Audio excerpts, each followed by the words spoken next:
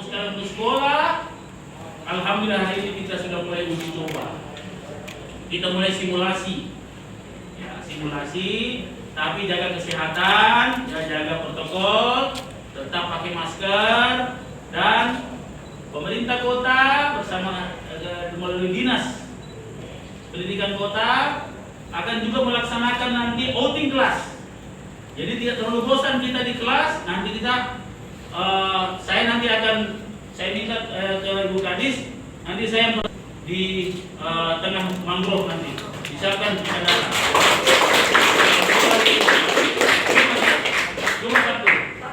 hari Sabtu, nanti saya sendiri bersama teman-teman NGO lingkungan hidup, mengenai aku akan melihat secara langsung, merasakan secara langsung suasana yang diajarkan.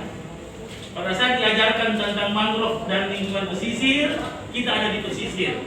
Pada saat diajari tentang simulasi hari ini, Pak. Jadi hari ini adalah hari simulasi, bukan uji coba. Ya, sekali lagi, uji coba beda dari simulasi. Simulasi adalah menerapkan apa yang menjadi skenario kita, kemudian kita lihat dalam 1 minggu ini apa-apa yang perlu disempurnakan. Jadi kami mulai dari 30 sekolah di 15 kecamatan, baik swasta maupun negeri, masing-masing 15. Dan apa yang kami lihat tadi, yang pertama adalah anak-anak dipastikan sebelum masuk kelas itu harus di antigen. Jadi bukan sampling random, bukan, tapi total 100%. Karena kami punya stok antigen sejak awal, kami siapkan 400.000 hanya untuk PTM. Yang kemudian per 2 minggu kita akan tes paru-parunya lewat Ginos. Sekali lagi tes paru-parunya lewat Ginos, apa paru-parunya sehat atau tidak.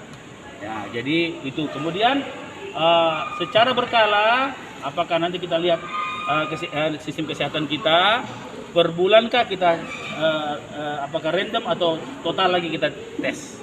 Nah, kita lihat ketersediaan antigen kita. Yang kedua, apa yang telah kita canangkan dalam 3 hal pada program revolusi pendidikan semua sekolah. Yang pertama adalah hibridisasi pembelajaran seperti tadi, ya.